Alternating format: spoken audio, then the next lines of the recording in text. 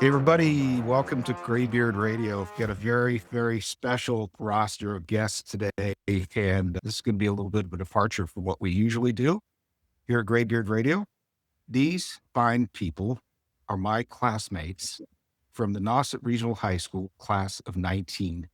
I'm so glad all of you are able to join me here today, and we'll do introductions in a minute, but let me just give a quick intro and kind of set the stage here a little bit.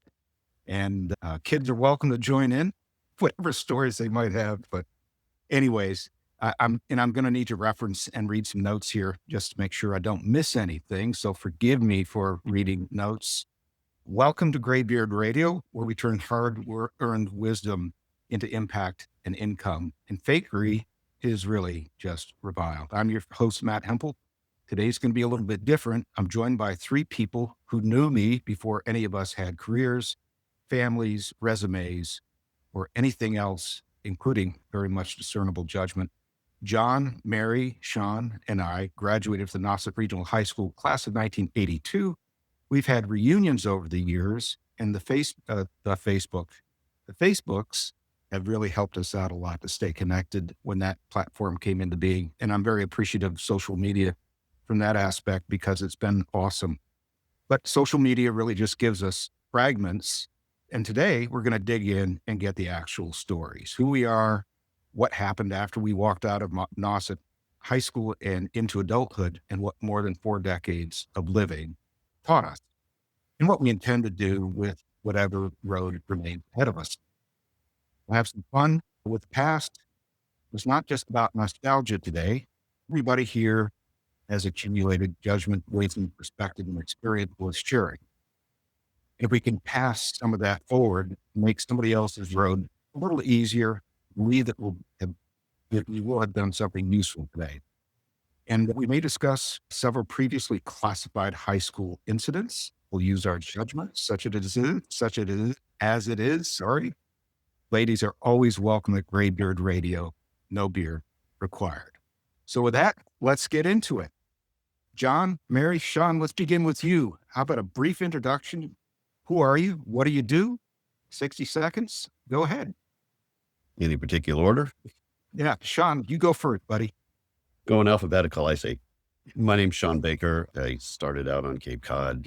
Obviously went through Nauset Regional School System. It seems like a very close time ago, but when you add up those years, it's been a while. I've just kind of gone through life, and I was a plumber for many years. And I got into a related field called leak detection. We find where the leaks are so the plumbers can fix them.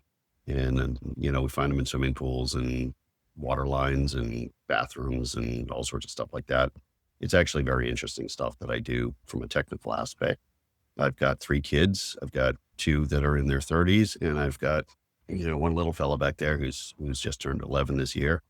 And that kind of keeps me young. As I like to say, when people ask how you doing, I'm doing pretty well for a young fellow with lots of experience. And that's kind of where I leave it. I don't feel like I'm in my 60s. Well, my knees do, but that's about it. Awesome. Life is good. Thank you. Mary, let's have you go next. Hey, Mary, you're breaking up a little bit. Can you stand a little closer to the cell tower or to your Wi-Fi or stick your finger up in the air or to the here? That's heaps better. So, Thank you. okay. Right. Yeah. So I'm Mary Avery Harrington, and I graduated. got worse. Mm-hmm. Yeah, strange. Yeah. Hey, Mary, we lost you again. This is going to be the powerful power of editing. We'll be able to come back to that, or let's. Yeah, it must be old Cape Cod internet. Monster. Yeah. Okay, John, Yeah, why don't you go ahead? We actually went on Starlink about a year ago, and it's been fantastic having it. It's incredible service. Yeah, we've got it on the airplane as well. John, let's hear from you, bud. My name's John Yonce. I live in Scituate, Massachusetts, which is about halfway between Boston and Cape Cod. And, since I left the Cape and last saw you guys for any length of time, uh, I guess I had that classic experience of getting over the bridge, couldn't wait to get over the bridge. And then, spending most of the rest of your life trying to figure out how I can get back. So lived in LA, in Australia, in England for a while. And when we wanted to settle down and raise kids, moved back to Situate as a compromise. It's close enough to Cape Cod as far as some of the cultural and the natural environment, but closer to Boston for travel. And that's what I did. I was in the travel industry for many years. I've been a bit of a serial entrepreneur, really focusing first on travel and then more recently on sustainability for both the for-profit and the nonprofit sectors. 4 kids, a couple dogs under the belt. Now we're down to a cat, and still plugging away. With my latest venture, I'll either get ridiculously rich or lose it all again. So we'll find out. I love it. Good luck. Love it. Yeah, you gotta love the entrepreneur, especially the ones that, and I've done it myself, where you kind of just fall flat on your face, and after a while, you just get up and you dust yourself off, and then you get curious and interested in another path, and next thing you know, you're kind of doing the same thing all over again, hopefully with a better result than what happened before. Anyways, I'm Matt Hempel. I'm the host. I live in North Carolina, right outside of Raleigh, North Carolina. I am a charter pilot for a commercial 135 operation. Means I fly small business jets. I graduated in 1982, immediately went to college and got my commission in the Navy. I went to fly for the Navy. In the Navy, flew helicopters, then got out and went into the management consulting world. And that was a career that took many different directions over the years. I ended up in the cloud computing industry and managed services and software and sales and operations and all kinds of things. I did have my own business for a while in a specialty software niche. And as of 2022, I'm back in the cockpit again. And so it's been a bit of a wild ride. I am married and I have 2 daughters, 17 and 19. And it's been very interesting. My wife was retired as a Marine Corps colonel in 2014. So we got married and I spent 10 years at the beginning of our marriage chasing her around in all of the assignments up and down the East Coast and then overseas to Guam for a couple of years with 2 little kids in tow at the time. So I've been a military spouse as well as the actual military member. And that's been kind of an interesting thing. Anyways, with all that said. And I'm back. Oh, yeah. Hey, that's a better connection. Mary, go ahead. Yeah, sorry. I went in and I reconnected myself. So do you want me to go back with my introduction quick? Yes, Yes, please. your 1 minute Okay. intro. Yep. So I'm Mary Avery Harrington. And since graduation, I've married my husband in Sean, and we had 2 daughters, 34 and 28. And we started our business in 88, and we are still in business as well drillers on Cape Cod. And if anybody ever told me in high school I was going to become a well driller, I would have thought they were crazy. But here I am years later and absolutely loving what I do. That's awesome. So when you, in the wells that you drill, is it primarily for residential situations where people are drilling for Yeah, water for their homes? It's funny, just like the rest of us, the business has evolved with us. In the beginning, we did a lot of environmental. We did a lot of household water, and we've done town wells and things like that. We've done some big projects and grounding rods for paved paths and things of that nature. As town water came in, and people hooked up to town water, we thought the business would die off and we would kind of just slowly ride down the slide with it. But with the introduction of town water, they are now trying to encourage everybody to go to private irrigation wells. So the business kind of took an upswing and we're quite busy again. Oh, that's awesome. Yeah. So So very happy to hear that. That's awesome. Intros out of the way. Let's set the stage. Let's go back to the future. Let's go back to 1982 and let's establish a few facts of what it was like to be alive in 1982. Oh man. Okay. A few facts. Actually, I'll just say some of these and I'll ask some questions if anybody knows. Federal minimum wage in 1982. Oh boy. Oh, $2.80. 315. Higher. Oh, 335. Okay. uh, I was getting ripped out by John Murphy then. Yeah. I Yeah. was working for Wendy's, Stop and Shop, and RB Corcoran in that time. So yeah, it wasn't much to live on, that's for sure. I was working at Stop and Shop, Brewster Coffee House, and probably making more money babysitting. Yeah. Yeah. I bet. I worked at a bunch of different places. I mowed lawns, and then I worked for Nancy Gasco's gas. Yep. I don't know. I don't know if she's with Jim Morton. She is. Okay. Awesome. Gasco Morton, I guess she goes by. Her dad, I forget her dad's name. He owned the pizza shop, Hilltop Pizza, out on in Orleans, near the intersection, and I don't even remember the roads. I know exactly because my brother bought that business a few years later. He ran Hilltop in the late 80s, if I remember. Yeah. Okay. Yeah, so this would have been Up to across the bowling alley. 80 and 81. Yeah, so I made pizzas and grinders, and I did that. And I ended up working for, made good buddy, but I busted my ass working for Carl Peterson, who was Karen Peterson's father. Her last name is Lux now. Yes. I remember Karen Peterson. I think she might have came and joined us maybe in sophomore year or junior year. Karen, we see her once in a while at the reunions and stuff like I that. still see her. She lives the next town over from me, and we've gone with her and her husband. In fact, I probably see her this weekend because they're doing Heritage Days here in Situate. So we see. Oh, really? Oh, wow. Nice. Cool. Yeah. Make sure you tell her everybody says hi.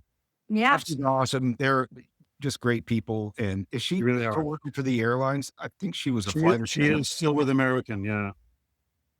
Okay. Awesome. Yeah, I did a lot of manual labor for that guy. He paid well, but I worked for it. I really, really worked for it. Okay. Gasoline.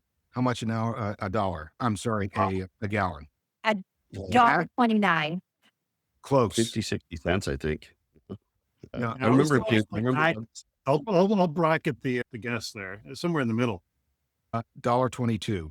And again, this is what the chat GPTs and the Claudes and everybody are giving me. So who knows? I guess it's pretty close.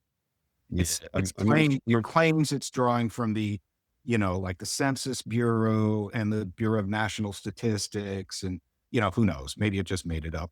It's possible. Yeah, well, Anything. I'm having times in there where you're scraping together coins and putting $2 worth of gas in the car. Yeah, A couple of days. gotta make the school and back or whatever. Yeah, absolutely.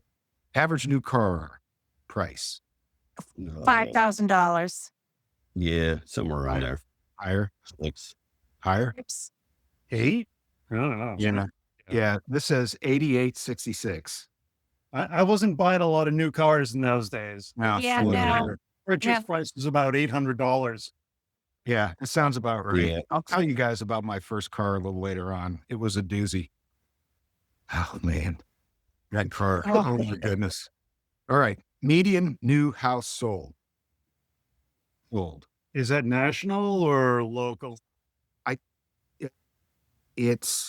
think it's national.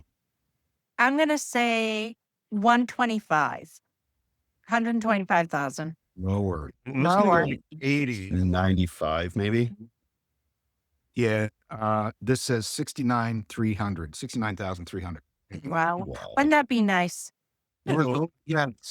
I remember the my problem is very when you young- adjust it, when you think about you earning $3,000 house. It's, Yeah.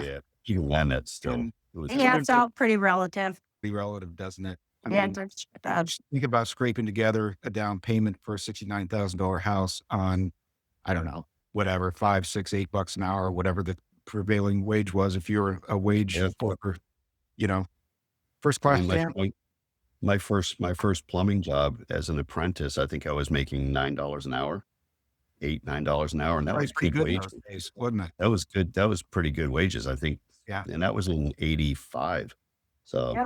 I think that was good money then. Yeah. that was pretty, I was working for Atlantic Plumbing for Russ Sandblom Huh? Yeah, and Dan Jacoby. Sand, Yeah, it was is it Sand Balm or Sand Bloom? Blom.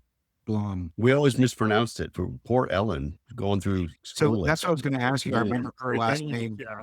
I mean, when I was working for Russ, I was like, "Oh, you're Ellen," and he's like, "It's not Sand Bloom. It's Probably did. She probably got tired of correcting us and just said, screw it. All right. First class stamp, 10 cents. 18 cents. close, 20 cents.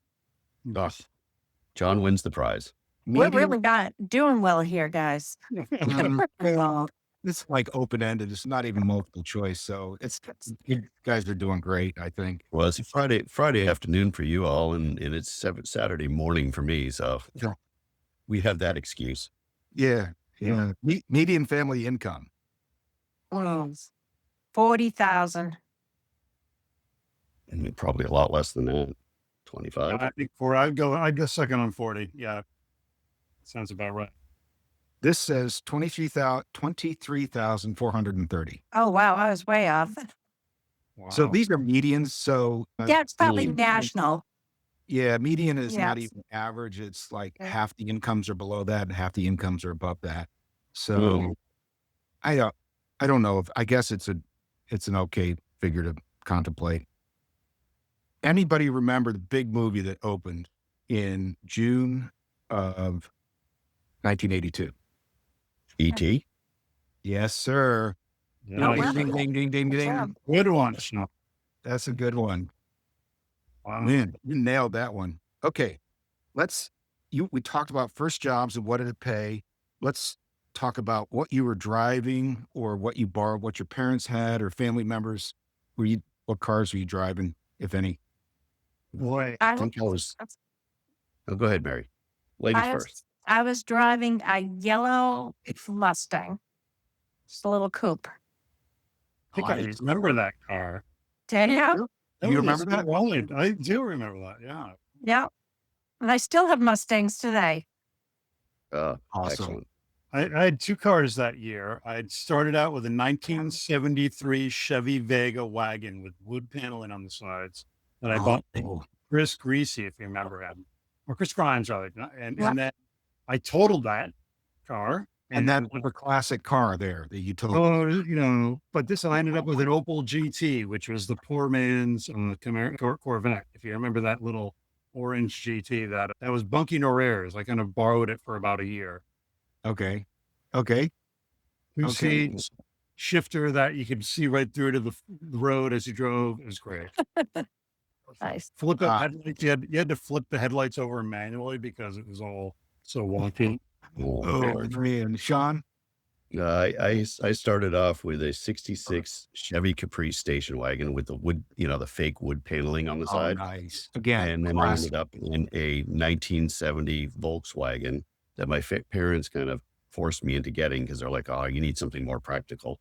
And it was so rusted out that it didn't have a floor on the passenger side. It was just a piece of sheet metal laying across it, no passenger seat. Nice. There's a theme. Yeah, There's it a was theme special. emerging here. Yeah. Yeah. There's a theme emerging here. My first form of transportation in high school was literally a bicycle. I did get my I think I got my permit in high school. I got my license in high school, but we just didn't have a vehicle that was available for me to use. So I really didn't drive that much. My first car was a 1972 AMC Matador. Oh, And similarly, these are all New England cars, I think, with the rusted out floorboards. that was Because one like my- really square back, right? And kind of like the funky. Yeah, we're kind of really square and weird Yeah. looking. My older brother was in the car business. He was in the auto repair business. He worked at a shop and he's like, yeah, somebody left this junker here. If you want it, I can make sure the transmission is working. He might've put in a new transmission. It might've cost $300. He's like, I'll just give me the cost of putting the transmission in. It's yours. I don't even remember the whole story, but I got stopped one time, of course, by a Massachusetts state trooper. And usually I had the floor mat kind of covering the drive. The open space. Yeah, the open space, you could literally see it was like a side. And for some reason it had shifted and you could literally see through to the road underneath. And the cop who stopped me just stood there shaking his head. He's like, Don't you say that's in case the brakes don't work, I can use my feet. yeah, with the Fred Flintstone Stop. style. I have an anchor here. In the car, he just shook his head. He's like, you got a hole in your floorboard the size of a basketball. How do I not get a ticket for that? How do I not?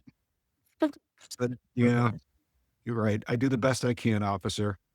Well, that was boy. back in the days when the officers would just like let you go home and tell your parents. Yeah. Exactly. Well, I have a quick little funny thing with cars.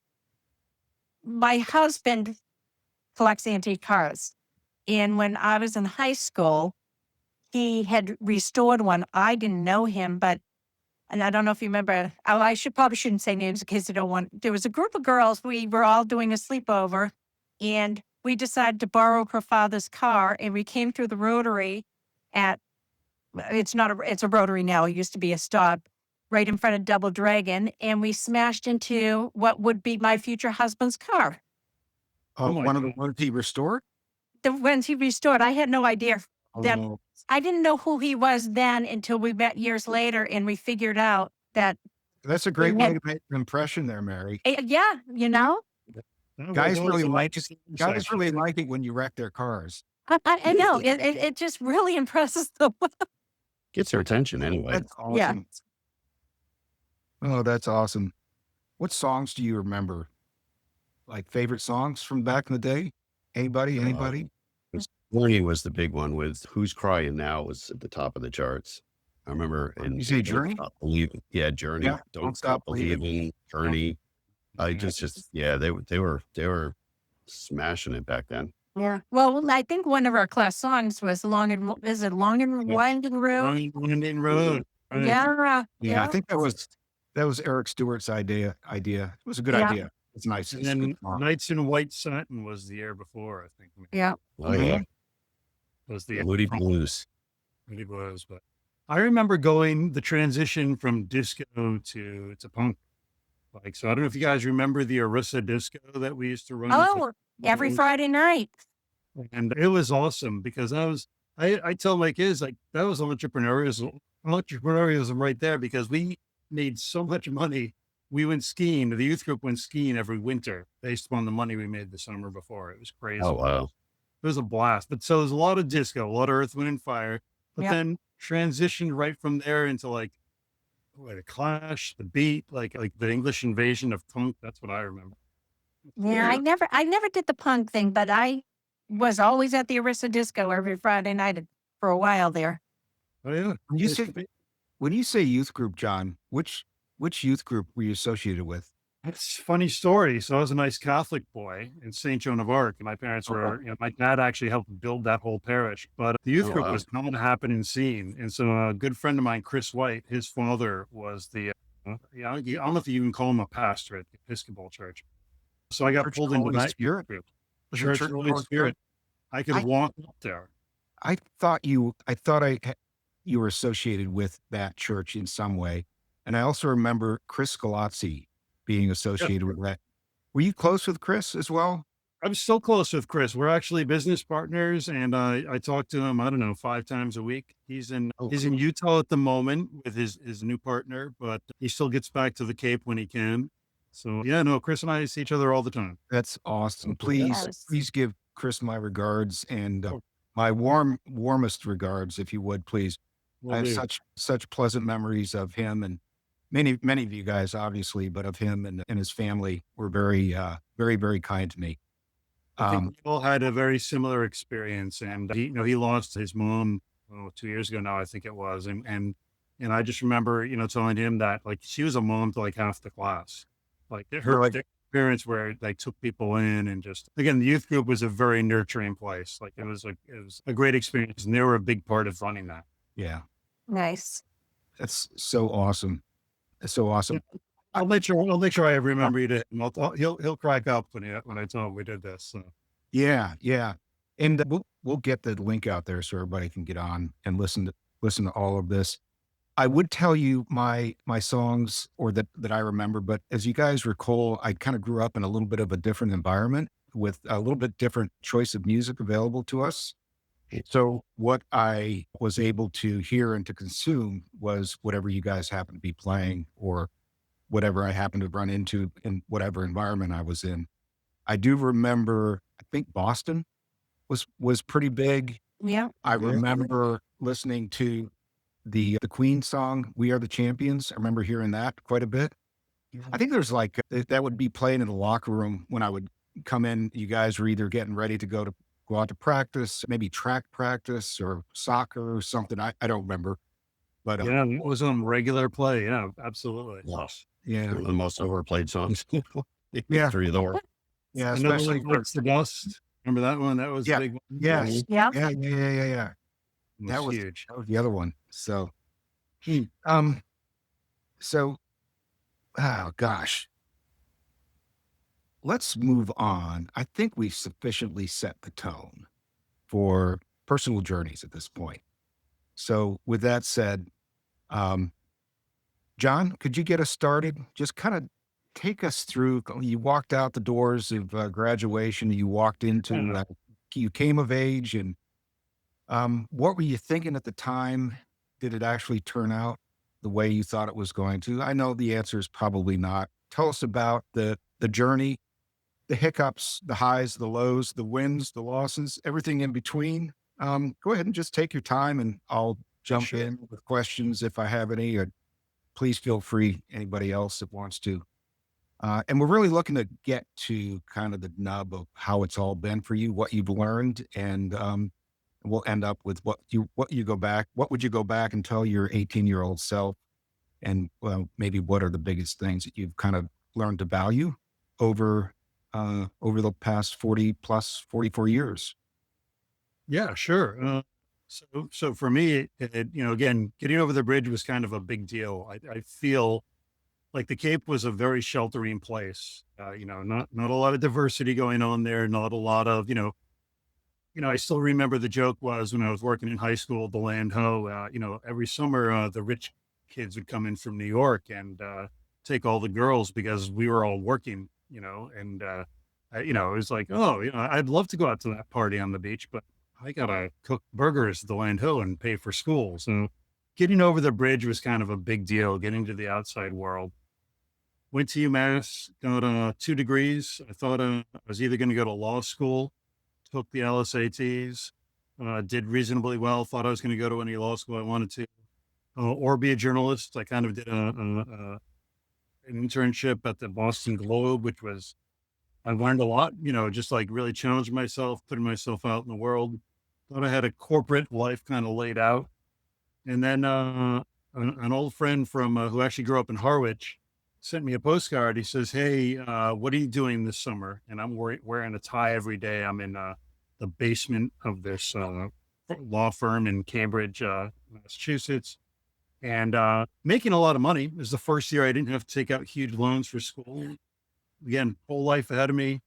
Yeah. And he said, "What are you doing this summer?" And because this summer, right now, I'm at the Grand Canyon, and my tour group is preparing me dinner around the campfire.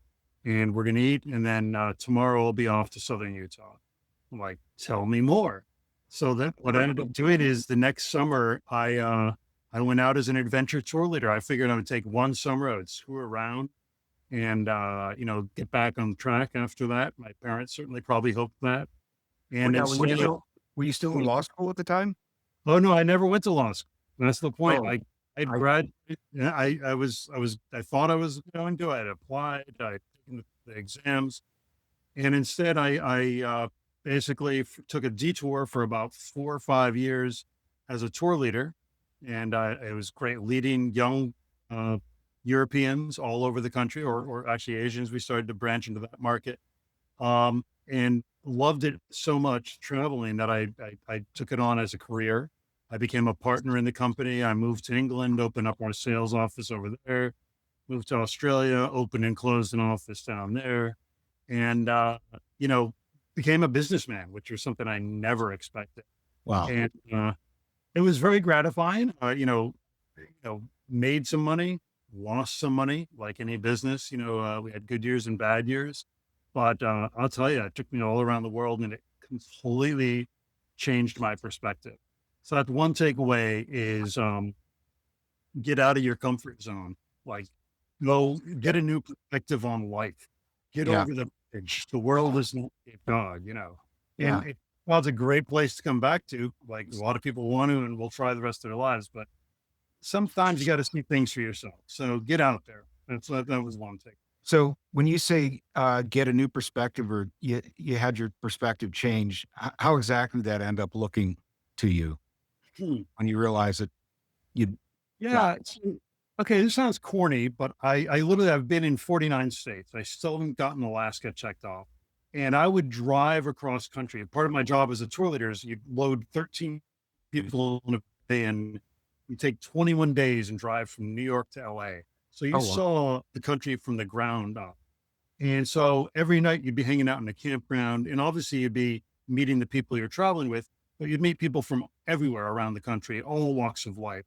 I still remember, and I know I don't want to get political, but I was stuck in a traffic jam on I-10 going across Texas. And this trucker comes out and he sees my license plate. I have Massachusetts plates. And he goes, "Oh, you're from Massachusetts, huh? You got that Dukakis guy who wants to take all my guns." And it was an amazing experience because it led to, actually, because we were sitting in traffic for, I don't know, an hour in the hot sun. And you just start to talk and, share drinks, whatever else. And I learned a lot from this guy. Why do you think that? And he learned, I hope he learned from us. And then all of my passengers who were kind of observing America as guests were like, this is a really interesting country. Like, it's very diverse. There's different points of view. Like, we have, all of Europe is as diverse as all of America, if you know what I mean, right? And so that really just changed my perspective. There's so many different ways to live. You have to meet people where they are, right? And see that, it's very, very easy. And we're all guilty of it. I'm still guilty of it, is that your experience is the experience. And it's just Right. not. Right. That's awesome. Awesome. So that was in the late 80s, early 90s. Yeah, that took me through, I guess, probably I sold out. And so we were traveling a lot. My wife and I were living in Southern California, and said, we never thought we were going to have kids. We just thought we'd have puppies. And then she said, "I want to have kids." I'm like, "Okay, honey, anything for you." It's like, let's move home. Wanted to be, or closer to home. Our parents weren't getting any younger. Right. My brother was not doing well, so I wanted to be near him. Right. So we moved back east and raised a family. And at that point I sold out and kind of did a pretty more traditional publishing job for about 10 years. I ran a publishing house and kind of sold that off. And then based upon my travel experience, I volunteered with a nonprofit that was doing a lot of work in sustainable travel. So Hostel International, it's American Youth Hostels. And from that, kind of fell in love with the idea of doing good by doing well, or doing well by doing good. In other Nice. words, you can build business models that are sustainable environmentally, that are sustainably socially, and yet you can still make money, right? So triple bottom line businesses, you might have heard about that. You make money, people, profit, planet, the 3 Ps. You can do all 3 at the same time. And that's kind of been my mantra now ever since then. Every business I've been involved with is kind of helping people be more sustainable economically. And if you're more sustainable economically, you can actually afford to be more sustainable environmental. Yeah. Awesome. So that took you through the next 10 years. I'm calculating maybe to 2015 or so. Yeah. Boy. So I went on and off for a few different nonprofits. Right now, about actually 8 years ago now, I guess, even 6 years ago, Chris Galazzi, of all people, reached out to me, said, John, I'm working on a project. I need some advice. I need some help. It started out with lunch, and then I became, yada, yada, yada. I was senior vice president for development. We're developing projects that are making money off of taking plastic that would usually go to landfills or incinerators, which is a tragedy environmentally, but also a tragedy economically. Again, you spent a lot of money to develop this product, this plastic product. Why would you throw this away? Why would you burn it? So we're doing a new technology that helps. I'm not going to go down the rabbit hole, but reach out if you want me to bore you with all the mundane details. But basically, can we build these facilities to collect plastic, create a supply chain that creates economic pressure to say, okay, we can be more environmentally sustainable and make money doing it. That's awesome. That's awesome. It's a lot of fun. And, Chris, if you're watching this on YouTube later, thank you, because this has been a great ride. It's been a lot of fun. Yeah. Kudos to Chris Galazzi. Awesome. Born and bred. Okay. Exactly. He didn't, I think we go through freshman year with him, or did he move on to the other school when he was a freshman? We were in together, right? We went off to like Tabor Academy. Yeah. I think maybe a little bit of Phillips, but yeah, he kind of did the private school route, but he kept in touch. He was always around in some ways. Yeah. I remember, seeing him here and there occasionally, Christmas vacation or summertime, things like that. So that's awesome. So what's the one big thing that you'd go back and tell your 18-year-old self? And what are the one or two major themes or lessons that you've learned that really kind of sustain you or resonate with you at this point, kind of govern how it is that you think about your life and how you interact with people and how you move forward in the future? Two big things, I think, for me. One is, you've all seen Ted Lasso. I don't know if you have or not, but there's kind of a great moment there where be curious. Just like always be curious. Like, don't like you see something, ask questions about it. Ask people questions, like kind of like you're doing here, right? Be curious, because you're going to learn. You're going to be, and frankly, you're going to be a better friend or a better colleague or a better partner when you ask questions of people, when you genuinely try to learn. So be curious, stay curious. And it's hard, right? Sometimes it's really easy to set yourself in, especially as New Englanders. We are very, just like in our ways compared to like West Coasters, very, and so stay curious and then be open to things.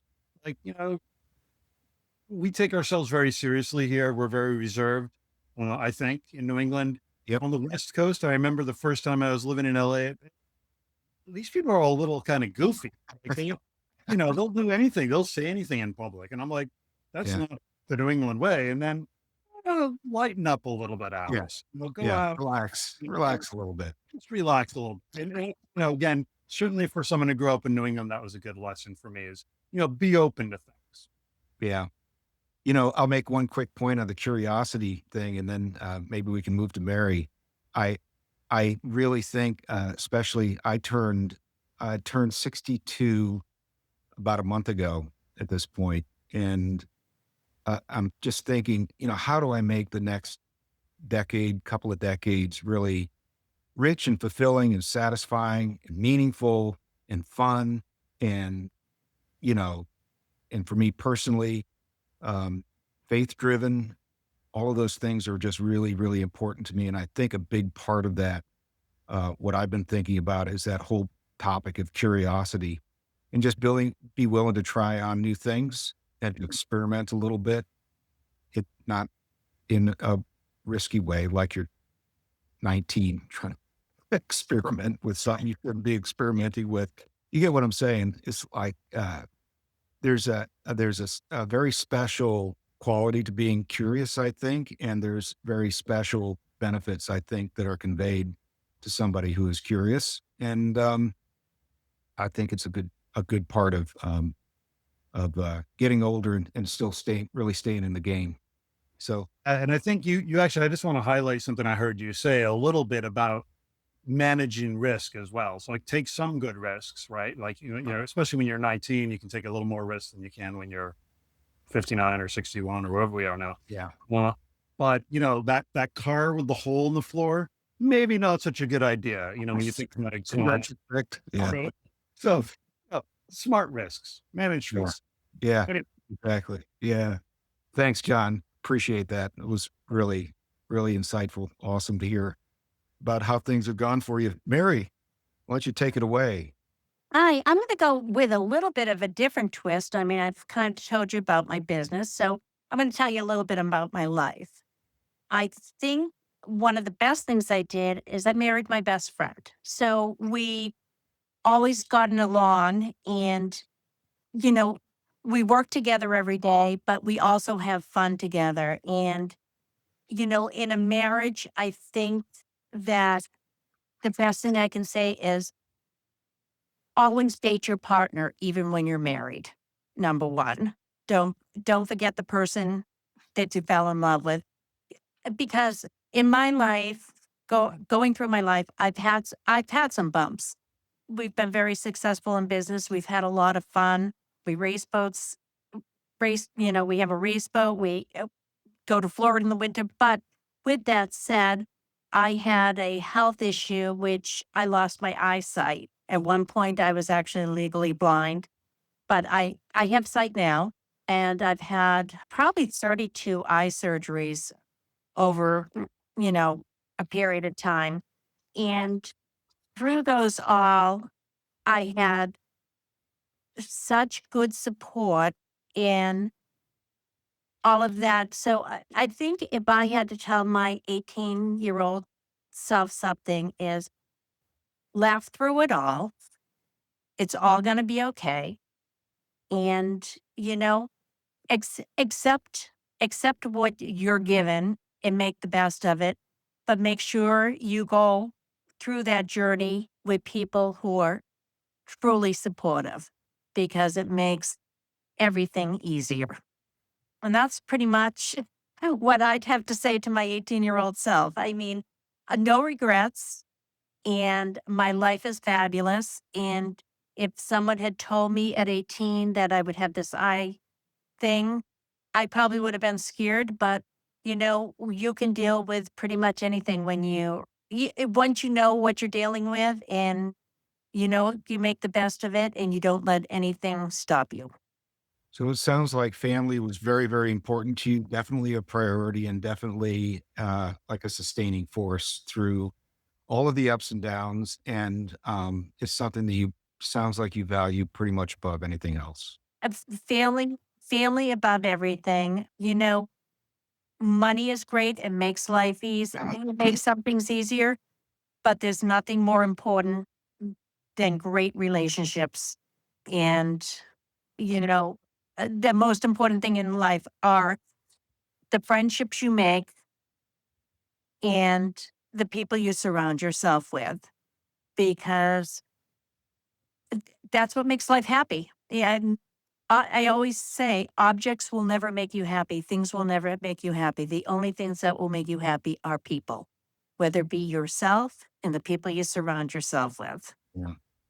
I think that's so wise and so true. Even the shiniest of objects that you have always desired and wanted, once you get it, a lot of times I've found for me personally, the newness wears off. It's like kids getting a pile of toys at Christmas time.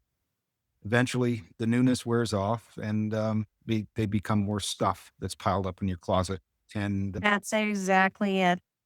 but the relationships are always growing and evolving. It's funny you mentioned that again, and I've been thinking a lot lately about our class of 1982 and all the people that, and we're all 18, 17, 18 years old, whatever. We don't know up from down. We don't know our ass from our elbow. And it's all brand new. We don't know what we're in the middle of or what we're all each individually about to start on a path, going down a path towards. But now looking back, I do know that my relationships, however surface or cursory they were at the time with anybody that I interacted with at Nauset Regional High School in my class, with any of the teachers or administrators, you know, really in retrospect, set me off on a path and really made me, at least in some ways, who I am today. And I have a lot of gratitude and a lot of very, very fond and affectionate memories for that period of time. Quite a bit of nostalgia. I get a little misty eyed sometimes when I think back to, you know, I don't know, just, I don't know, be 18 again and kind of throw myself back into that environment and all of us trying to figure out, you got hormones raging and all of the other things that, you know, adulthood is bearing down on you quickly. And you've got choices to make and expectations to meet on the part of parents and family and siblings. And in my case, you know, the community of Jesus, it was, and I chose my own path and it ended up, and all of you and many, many others ended up being a very important part of the overall fabric of my time then and kind of forming me into the person I am now. So thank you for that. I appreciate it. So with that little rant out of the way, Sean, let's move on to you, brother.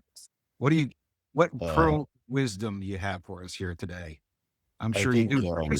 Take us through your journey. How the heck did you end up in Australia? Again, the highs, the lows, the ups, the downs, and everything in between, and kind of what you kind of, learned along the way. yeah, I kind of went with the flow of things. When I was in September of our senior year, my mom kicked me out of the house. I struggled for several months to just put food on the table. I was actually in danger of dropping out of school because you're trying to support yourself when you're 17. It just, you know, part-time job, the economy and at that time was terrible. It And, was and, early you 80s. know, I was lucky to have a part-time job at Stop and Shop. And if I had an opportunity to pick up a few hours, I would skip school to go work. You know, you know, I lived on cereal and cheap soups and stuff like that. And then I ended up moving in with the Bunzicks. That was sort of a desperation move to get me from Wellfleet Todd? to, yeah, Todd. Is that Todd? Yep. Todd was my best friend at the time. And, you know, Okay. his mom and dad were just amazing people. I still talk to Patty on a regular basis, but I was ridiculous weight at that time because I just wasn't eating. And, you know, Pat would just bring food into me and be like, eat, you know, be like, no, no, no. And she made me eat and got me back up to a sizable weight. But that kind of set the tone for a lot of years where I was just kind of struggling just to survive. So, you know, I kind of ended up in plumbing just because I'd been working at the plumbing store and fell in with a plumber who needed an apprentice. And I just kind of followed that path. And I think when I was about 25, so like late 80s, I looked around and realized there was nobody that I could see in our age bracket that could afford to live on their own. You know, everybody was married and both of them were working two jobs, renting with 3 or 4 other people. And I just said, you know, I got to get out of here. And in 89, I moved out to Nevada. My older sister lived out there and I worked in a casino for a few years. That was an interesting ride. I found out that California. Tell some stories. You got to have some stories. Some casinos. Well, the casino was a very interesting place to be, just very transient. People would come in thinking they're making their fortune and they'd go home broke because they'd throw money into the machines all the time. I looked around and I thought, you know, here's this place that I'm working in. It's got 3,000 employees. There's more employees in that one casino than the entire town of Wellfleet. Like, this is nuts. And I thought, you know, you've got payroll and electric bill, and yet you're making a profit. I'm not throwing any money. But I met my first wife. Always wins, right? Yeah. Well, I met my first wife out there. She got pregnant and her father passed away. So we ended up moving back to Virginia. And because I swore I'd never go back to Cape Cod. And then I ended up back on the Cape as a plumber because that's what I knew.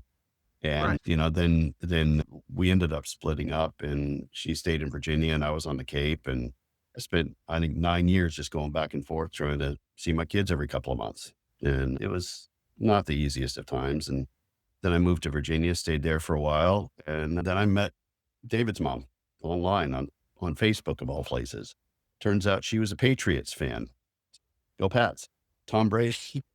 Ah, You know, came down to the point of when my father passed away, I came into, not a lot of money, but just a little bit, enough to pay off some bills because the economy again was horrible in the 2008 and nine. It's funny, Americans think of it as when the economy tanked, but the rest of the world sees that as the GFC, the Great Global Financial Crisis. Uh-huh. Everybody was hurting, but I came down to visit Esther, and that was, ended up proposing to her and moving to Australia. It was, every American loves Australia, and I ended up down here, and Awesome. it's got it got its advantages being here. There's Yeah. a lot of good things. I wouldn't necessarily want to be a business owner. The benefits that employees have here make it very difficult to run a business. I work for Yeah. an international corporation called Water Intelligence International with operations in the UK, Spain, Belgium, Ireland, America, and Australia. And the big boss comes down from the UK and he just shakes his head. He goes, I don't know how we do it. He says, I Yeah. don't know how we get this operation going. We've got annual leave, we've got sick leave, we've got this, we've got that, we've got Yeah. holidays, and just, it's crazy, and the extra strain that puts on a business it's very difficult. But Yeah. A few years back, I was talking with somebody who had experience with businesses in Australia, and he said the same thing. Basically everybody, it's a very good environment for workers employees, and employees, and and they make really good money. But and I guess there's something to be said for it, and not to get into economic theory, but he was just saying, in addition to everything that you just said, the average minimum wage was like astronomical, and everybody's making really good money. So in some ways, it's like that feeds the economy. In other ways, it's like at what expense to the bottom line of the business and the business owner. And by the same token, you probably could raise your prices more in order to, and I don't know, it's that kind of economic loop, I mm, guess, and really hard to untangle and decipher. But anyways, so I don't know. Lessons learned. It sounds like it was a tough road for a while, at least when you were younger. And for whatever it's worth, I know it's like 45 years ago at this point. I had no idea that if I had just brought you a sandwich from home, it probably would have made your day. I had no idea of any I of I that. was in Yeah. I was in the ALG group at the time, and Okay. John Rivers, as a teacher, was probably the most influential person in my life at that stage. He just about literally saved my life I because am he trying to looked, remember what that guy looked like. Was he kind of slight and dark haired, dark straight hair? yeah, dark Or, haired, sort of a Mexican, sort of in oh, appearance, I would say. He had the mustache and stuff. He was a little bit darker skinned, but he just had a great heart. And I think it was one day he looked at me and he saw me in lunch period, and I was just laying on the couch in the ALG room, just, reading. Why aren't you eating? I couldn't afford it. I literally just could not afford lunch.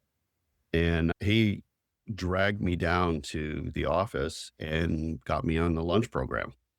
And so for the first time in 2, 3 months, I was actually getting lunches every day. And that made a huge difference in my life at that time. And then, a couple months after that, I moved in with the Bunzicks, and, Patty just made sure I ate. So yeah, that's it was a huge change. And, my grades had fallen off because I was just struggling, and it was a very hard time. And, but, it was just, I was a private person. I didn't have a lot of close yeah. friends, and, nobody really knew what I was going through. It's just one of those things. I You know, think it that's was, Sean, probably I'm so sorry to hear all of that. I think, I don't mean to interrupt, but at 18, 17, 18, I guess it's a selfish time in your life. Wish we had, I wish I think a lot of us would have helped you if we had known. yeah. I'm sure it was the Cape. The Cape. When I look back on life, I think the Cape was such a beautiful place to grow up in. It was one of those things to take for granted. I mean, being here in Australia, it's like the idea of going and running and swimming in the lake, well, ponds, we call them.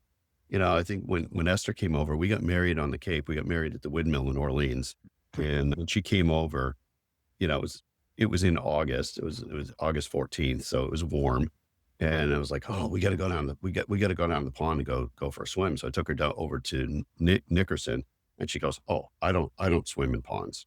Because for here, a pond is a man-made, what we call them dams, but it's just muddy, silty. There's no spring-fed, clear, fresh water.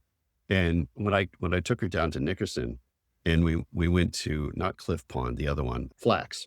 We went to Flax, and she saw the water. Her eyes just was like, and she fell in love with it. She's like, oh my God, this is incredible. And it just really kind of opened my eyes to the things that we just took for granted. I mean, they grew up, hey mom, I'm going for a swim. You go down the bay, you go down the ocean, you go for a swim, stop off at a lake on the way home, swim in fresh water. How many of us did that every day? On the way home from work, you just jump in for 5 minutes. Yeah. Yeah. I don't know. We can. So, I just want to lift up something I think I heard you say, Sean, and I think you started to touch on it, Matt and Mary, is that, one of the takeaways is like take care of each other. And I think Cape is, first of all, blessed with natural beauty, but also, and I wouldn't want to violate any kind of client confidentiality, but my dad was a small town attorney, and he was also involved in St. Vincent de Paul at St. Joan of Arc. And he did a lot. He would constantly tell stories. There are people that you would know that there are lots of people always going through all sorts of stuff forever. And there still are. Like, you just don't know what other people are going through. And part of it is, when you're 18, like, oh, my own problems were monumental, whatever they were. Of course, everything's relative.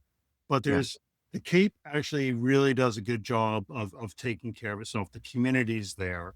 And it's, we attract a lot of wash ashores, or kind of, it's almost like people in Florida say down the Florida Keys, all the crazies kind of run off to the edge of the earth.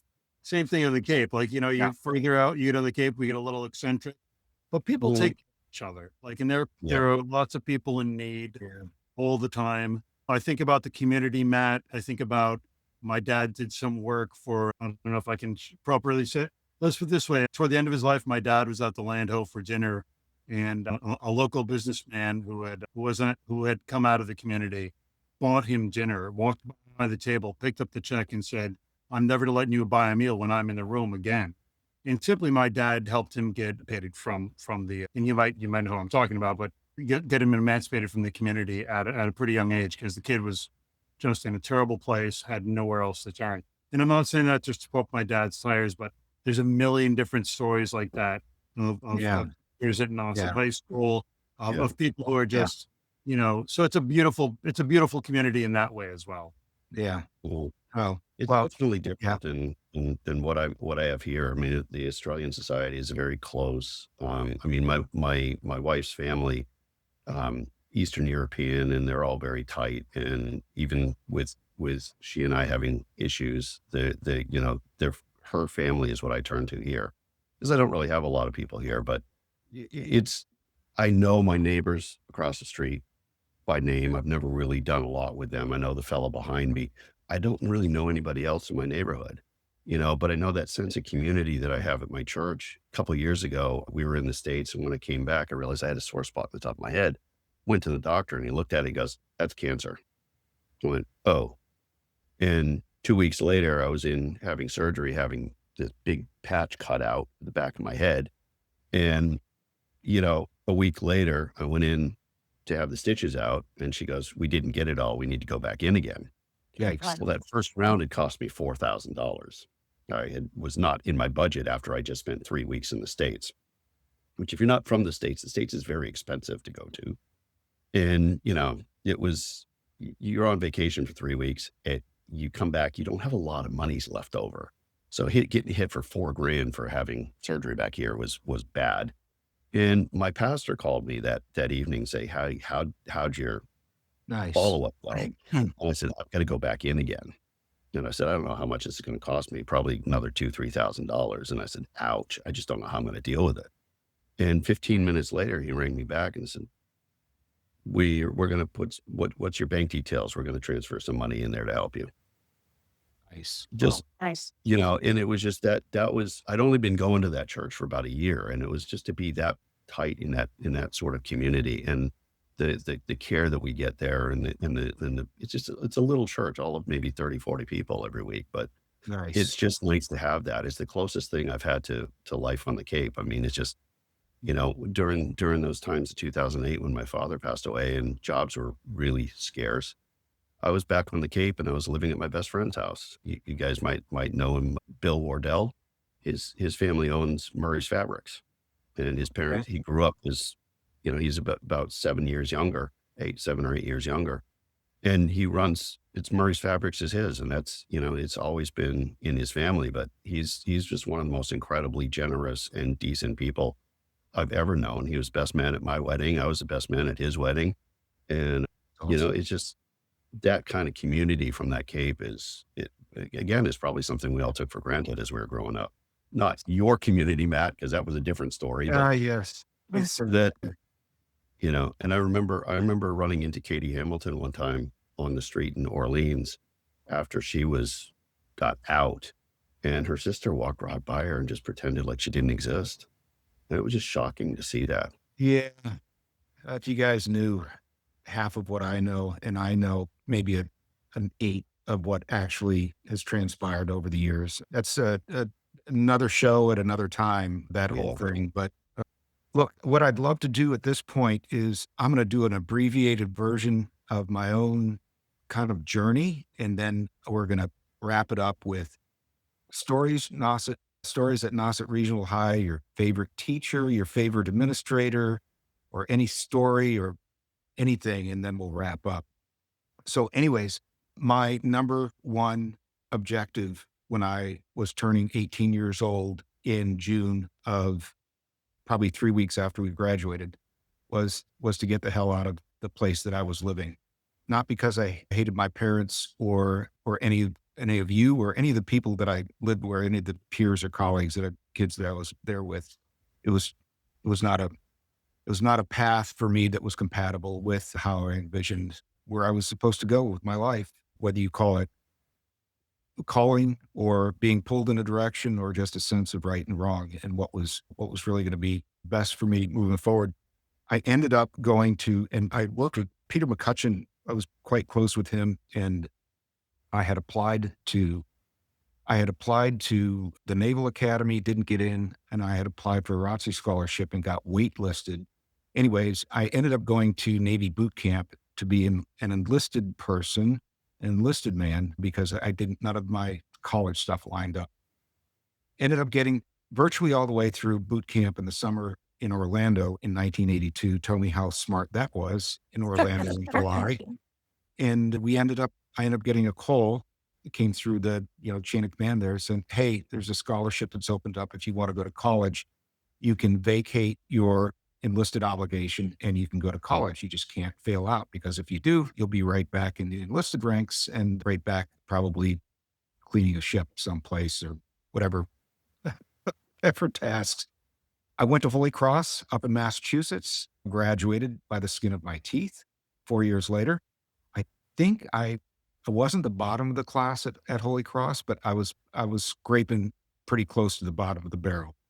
Did well enough to get through and passed the classes that I needed to, I think, by the grace of a couple of physics professors, one in particular that knew that the guys in ROTC, you had to get a C in physics in order to maintain good standing with the ROTC program, Navy ROTC program. And I think he had mercy on me. So did the calculus professor. I think they both had mercy on me. Anyways, I think I had C's and all of that stuff. Got my commission, had 20/20 eyesight, and I could fog a mirror during the Reagan buildup of 1986. And those qualified me to become a pilot in the Navy. So I went off to flight school and became a pilot, was in the Gulf War in 1990, 1991. That one, we were over there in the Gulf, drilling holes in the sky and providing support and ASW support, things like that. I went to shore duty after that and decided that I wanted to become a I thought I maybe wanted to become like a diplomat, be in the diplomatic corps in the Navy. It wasn't really a thing yet, and they hadn't really opened up that as a career path. I got caught up in the Reagan buildup and the Clinton drawdown. If anybody remembers what happened in the late 90s, they were doing just significant rifts in the military force in 1998. And I ended up getting rift, reduction in force. I said, well, I think I want to go be a corporate guy, maybe a partner at a consulting firm. I want to go make a lot of money and do all that stuff. I went into management consulting for a number of years. I ended up getting married, and then not promptly, but eventually divorced 4 years later. And then ended up married to the woman that I was telling you about earlier that was a Marine Corps officer. And we ended up running around all over the East Coast and out to overseas, having a couple of kids. Got into cloud computing, software, managed services, all kinds of technology and services related industries associated with AWS, Amazon Web Services. Had my own company for a little bit selling accessibility software. Mary, you may be familiar with this world, digital accessibility with respect to making websites and documents accessible for people with various disabilities, including visual disabilities. A little bit. I mean, Yeah. like, It's kind of a thing. It's kind yeah. of a very niche within a niche. And then on the spring of I was going to say 1922. No, 20. I had an investor in the company that I owned, and things just weren't going well. Frankly, we just weren't making very good money. And the investor said, basically, you're terminated from your own company. And I said, okay, all right. Well, it was a little shocking. It was a totally valid and legitimate and well-founded business decision on their part. It just wasn't working. And I would have done the same thing were I in their position. I hold no ill will towards any of the folks in that organization, and we're still quite friendly to this day.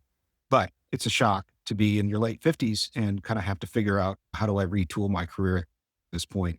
And I have a couple of friends that I know from my Navy days that actually fly for charter jet companies. And they're like, hey, you need to go dust off your resume and go get an aviation medical and apply to a few places where everybody's hiring pilots right now. And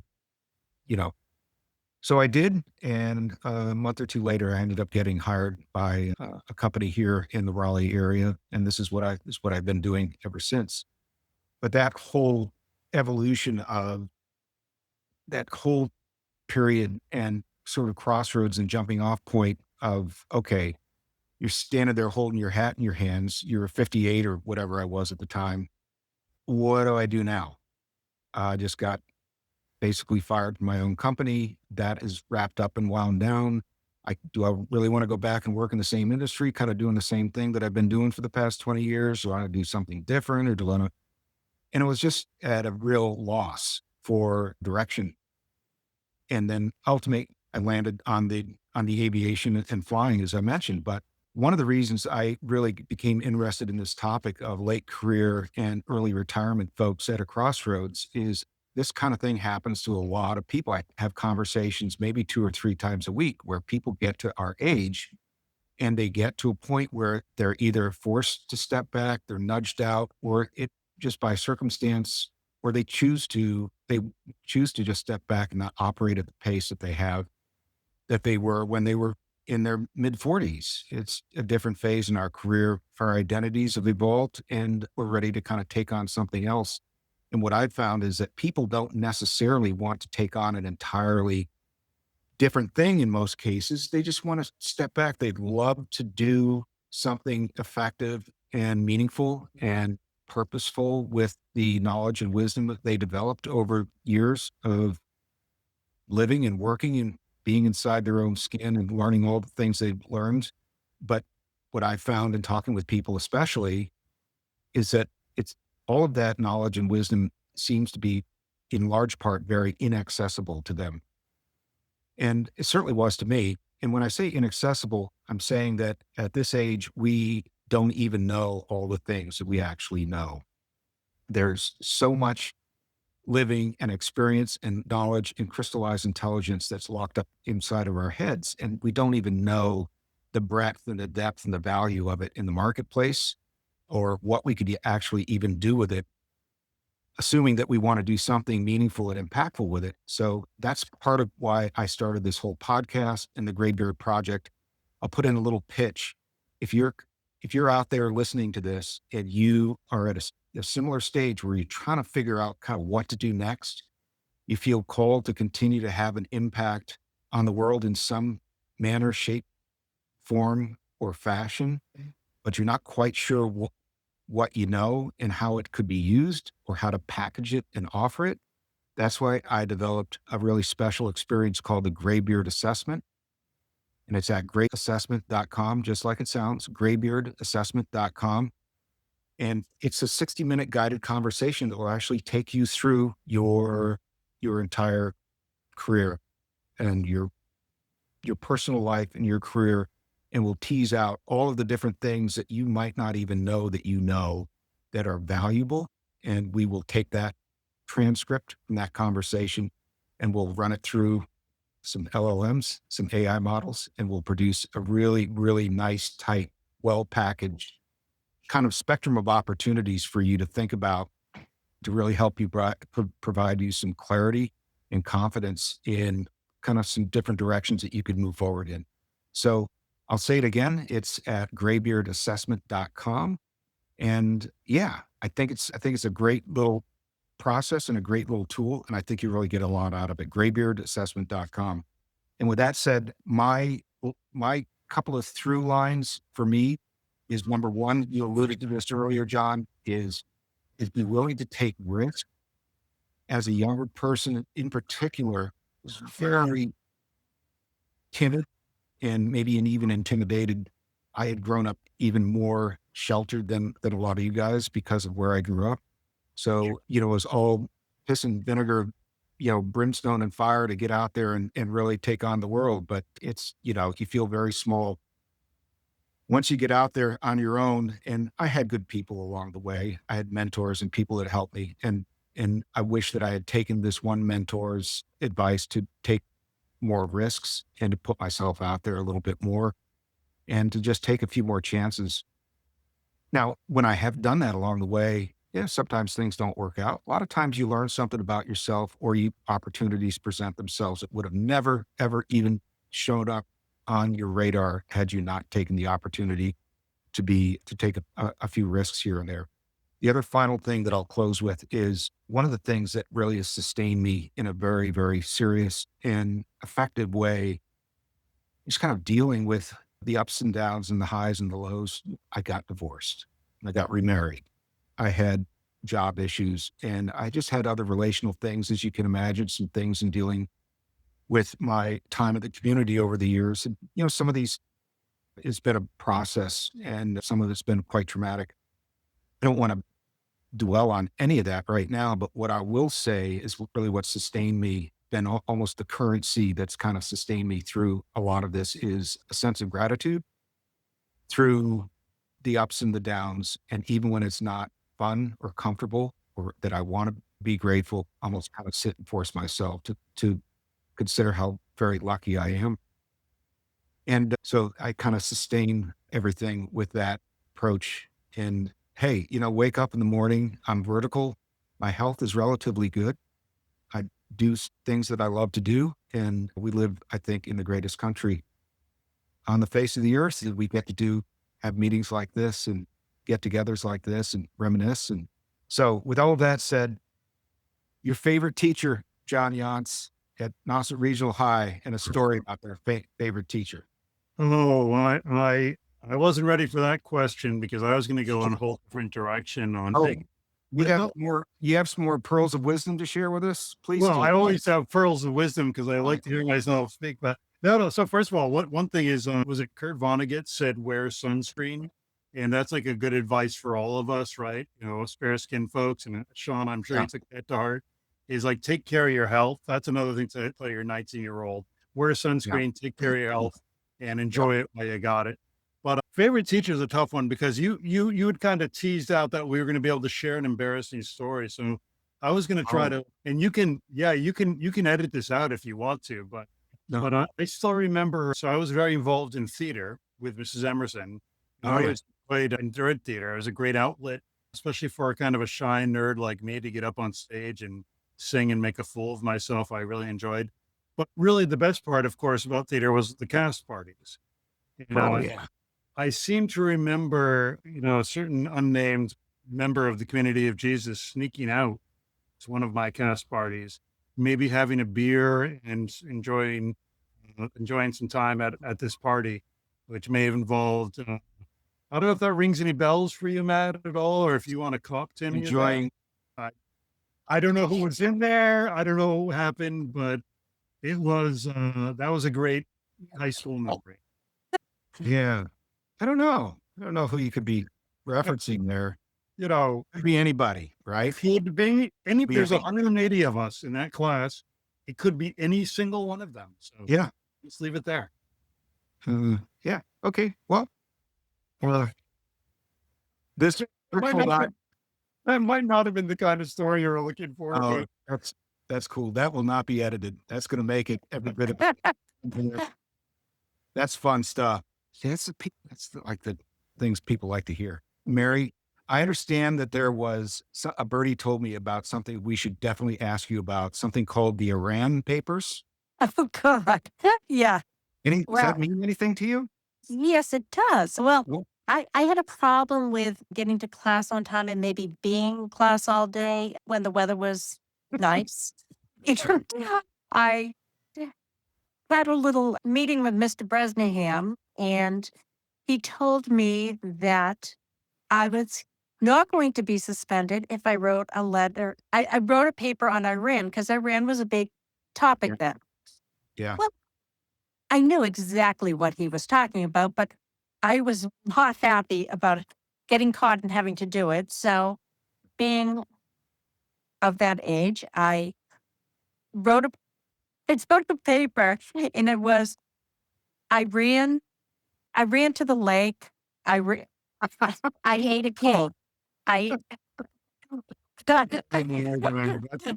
It was 3 pages of running of where I ran to, and it all rhymed. And I handed it in to Mr. Bresnahan, and I sat across from him with a very straight face as he started reading. And he kept looking at me with a straight face, and then he started laughing.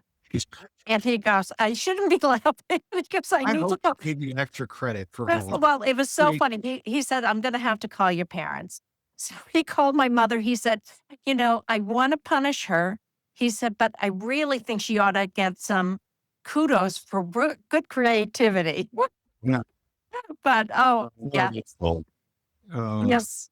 That's Yeah. awesome. Yeah. Mr. Breckenham was my favorite.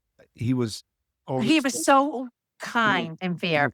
greatest neutral mentor figure that I could have was really important for me at that time. Sean, you want to go last? yeah, I still, I will say I like some of the advice that we've given. I think taking some risks. I think listening is a big thing. People need to listen. And also the biggest thing I can say is just find something you enjoy doing.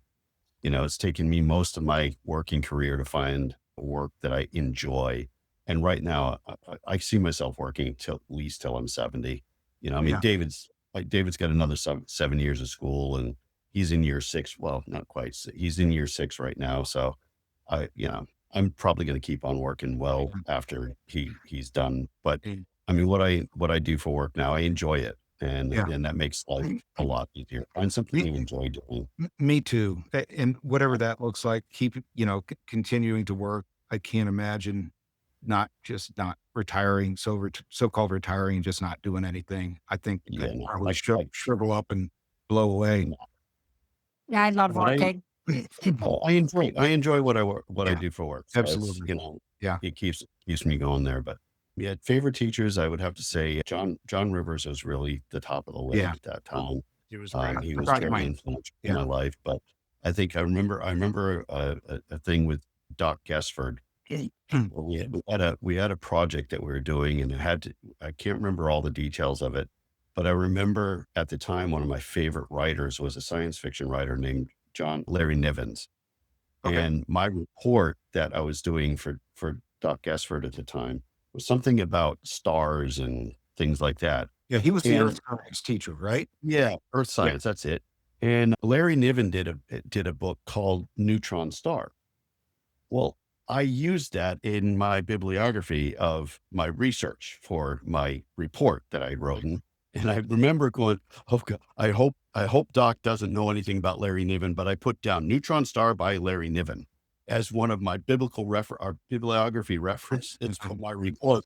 And he never blinked an eye. I got an A or an A plus on the report. And it's like, well, Well I put done. a science fiction book there as a Yeah. science reference. That's But awesome. That's I awesome. think the only other thing I remember is we had a snow day. School was out, and I don't know what was going through my head, but I decided I wanted to take my little Volkswagen into the center courtyard of the school and get a picture of it with the back building in the background. Oh yeah. And of course, I can't remember the janitor's name, but the janitor was there, and he came out and goes, "What are you doing?" Yeah. Got busted for bringing my car into the school. Yeah. Yeah. Some of that good 18-year-old judgment and discernment once again. Well, I that just want to go wraps. back to the teachers quick. My Yeah. favorite teacher though was Mrs. Meldal. Do you guys remember Mrs. Meldal? I do.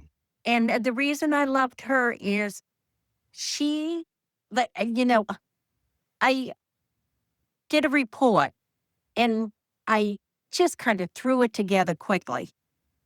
I handed it to her. She ripped it up. Oh. And she said, "You're better than this." Oh, And she made me, Wow. she made me believe in myself.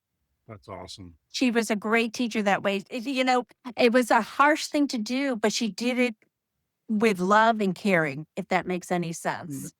Mm. I love it. Yep. yeah. I love it as well.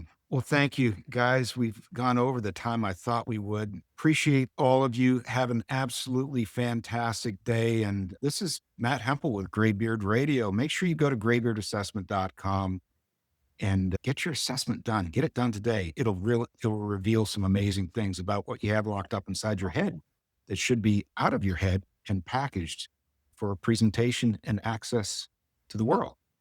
Take care, everybody. Thank you. Thanks. Bye.